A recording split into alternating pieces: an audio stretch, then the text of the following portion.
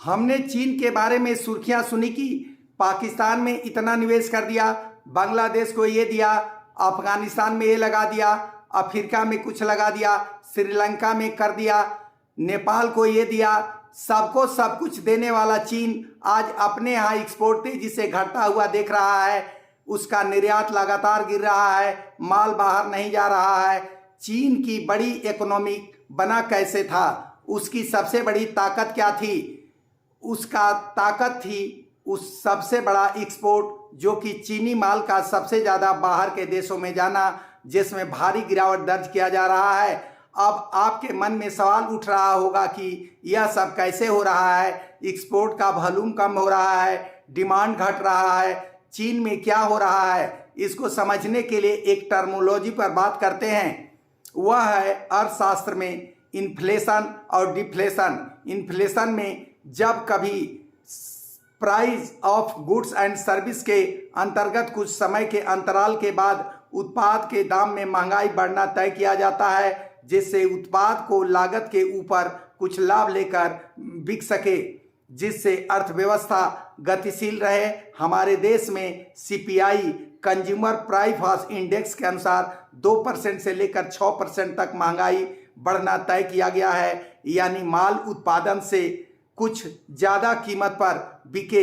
यह monitoring policy committee तय करती है, जिससे रियल इस्टेट में तेजी बना रहे। अब आते हैं डिफ्लेशन के ऊपर। समय समय पर वस्तुओं के दाम बढ़ने चाहिए, पर जब ऐसा नहीं हो पाए तो डिफ्लेशन के दायरे में आता है, यानी माल उत्पादन लागत से भी कम दाम पर बिकने लगे। ऐसा ही कुछ चाइना के अंदर हो रहा है। माल सस्ते में भी खरीदार नहीं है। उदाहरण के तौर पर समझें, हमारे देश में अभी हाल ही में टमाटर 100 रुपये से लेकर 150 रुपये प्रति किलो बिक रहा था। यह भी बुरा था। यदि टमाटर 1 रुपये 2 रुपये प्रति किलो बिकने लगे तो यह भी बुरा है, यानी उत्पादन लागत से भी दाम गिर गया। अब किसान टमाटर बाजार नहीं चढ़ाएंगे, टमाटर की खेती बाड़ी कम कर देंगे या बंद कर देंगे तो बाजार में हाहाकार मच जाएगी। चीन में जितने में माल बन रहा है उतना भी कीमत नहीं मिल पा रहा है। एक फ्लैट खरीदने पर एक फ्लैट फ्री में कंपनियां दे रही हैं, यानी उत्पादन एवं कंस्ट्रक्शन क्षेत्र में भारी गिरावट चल रही है।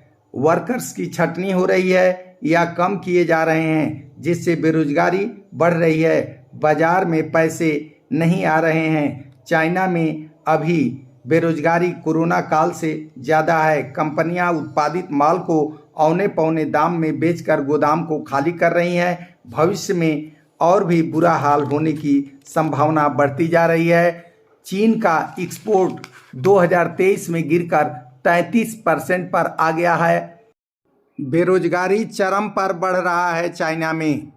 वहाँ की महंगाई दर माइनस में बढ़ रही है। वहाँ का प्रति व्यक्ति कर्जा 250% तक बढ़ गया है। कोरोना का थर्ड वेव पैर पसार रहा है चाइना में।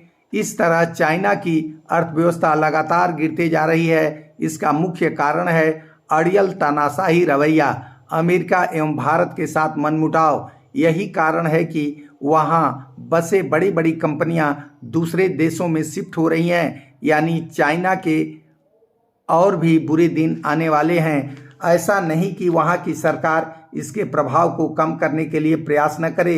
इसके कुछ खास चरण होते हैं जिसे अपनाकर सरकार उबर पाती है। इसके लिए सरकार आम लोगों को कर्ज दिलाकर उसकी पेइंग कैपेसिटी बढ़ाकर खरीद बिक्री एवं उत्पादन में तेजी लाती है, जिससे अर्थव्यवस्था सुधर सके, और राज्य सरकारों से इंफ्रास्ट्रक्चर पर पैसा खर्च कराया जाता है ताकि रोजगार बढ़े, लोगों के पास पैसा आए, बाजार में खरीद बिक्री बढ़े, जिससे अर्थव्यवस्था पटरी पर पुनः आ सके। यह सब हथकंडा चाइना अपने ऊपर अपना चुका है, फिर भी अर्थव्यवस्था नीचे की ओर गिरती चली जा रही है। चाइना अब थक चुका है। अब विवश होकर अपने रवैये में बदलाव लाकर दुनिया वालों के साथ बैठकर विचार विमर्श करना होगा।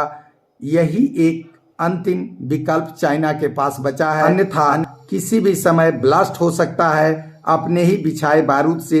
यह वीडियो यदि इंफॉर्मेटिव लगे तो इसे लाइक कर अपने दोस्तों को शेयर करें। जय भारत, जय हमारी इकोनॉमिक, जय हो पूरी दुनिया की।